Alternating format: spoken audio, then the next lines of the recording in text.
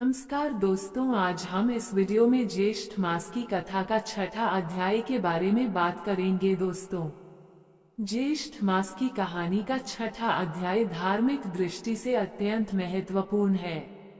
इसमें कई पुण्यदायी प्रसंगों और व्रतों का वर्णन किया गया है जो मोक्ष प्राप्ति और पापों के नाश का मार्ग बताते हैं। यहाँ इस अध्याय की मुख्य बातें दी गई हैं।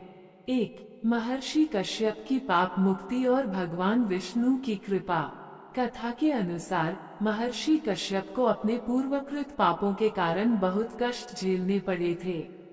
उन्होंने पुष्करणी में स्नान और भगवान श्री हरि की भक्ति से अपने पापों से मुक्ति पाई।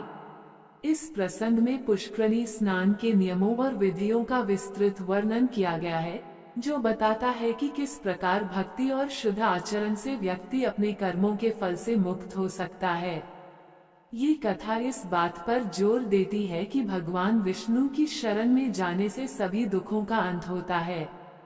2. राजा परीक्षित और तक्षक नाग का प्रसंग। इस अध्याय में राजा परीक्षित को तक्षक नाग द्वारा विष की अग्नि से भस्म करने का दुखद प्रसंग भी आता है। ये घटना धर्म और कर्म के गूढ़ रहस्यों को प्रकट करती है, जिसमें बताया गया है कि किस प्रकार कर्मों के अनुसार फल की प्राप्ति होती है और भाग्य का खेल कितना प्रबल होता है। 3. भगवान विष्णु की महिमा और विराट स्वरूप का वर्णन। छठे अध्याय में भगवान विष्णु के विराट और अनंत स्वरूप का विस्तृत वर्णन किया गया है। उन्हें सहस्त्रों मस्तक, चरण और नेत्रों वाला बताया गया है, जिनके प्रत्येक निश्वास से संपूर्ण वेदों की राशि प्रकट होती है। उन्हें सभी प्रपंचों का स्वामी, ब्रह्म स्वरूप, निर्मल, कल्याण रूप और विश्व का साक्षी बताया गया है।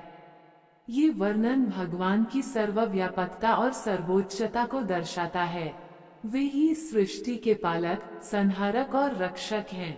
4. रंभा व्रत का महात्म्य। इस अध्याय में रंभा व्रत के महत्व पर विशेष जोर दिया गया है। कथा कहती है कि इसी व्रत के प्रभाव से माता पार्वती भगवान शिव की प्राणप्रिया बन सकी और उन्हें अर्धांगिनी का स्थान प्राप्त हुआ। इसी व्रत के पुण्य से लक्ष्मी जी ने भगवान विष्णु को पति के रूप में पाकर स्थायी पद प्राप्त किया।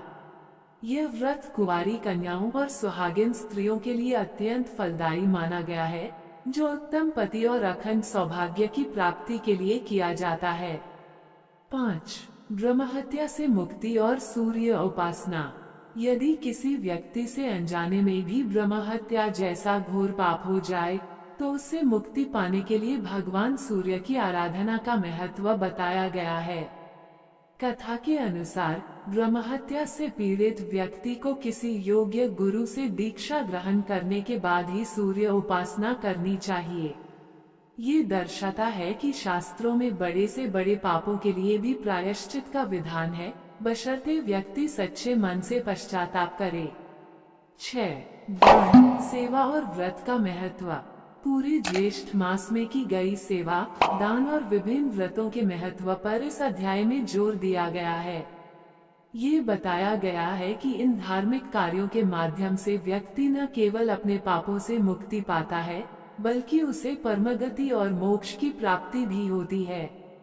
ज्येष्ठ मास में जल दान, अन्न दान और वट वृक्ष की पूजा का विशेष फल बताया गया है, जो अनेक जन्मों के दोषों को समाप्त करने वाला माना जाता है। संक्षेप में, ज्येष्ठ मास की कहानी का छठा अध्याय धर्म, भक्ति, कर्म के फल और विभिन्न व्रतों तथा दानादि के पुण्यप्रद प्रभावों पर प्रकाश डालता है। यह अध्याय भक्तों को सही मार्ग पर चलने और पुण्य संचय करने के लिए प्रेरित करता है। दोस्तों, वीडियो लाइक, शेयर, सब्सक्राइब करें।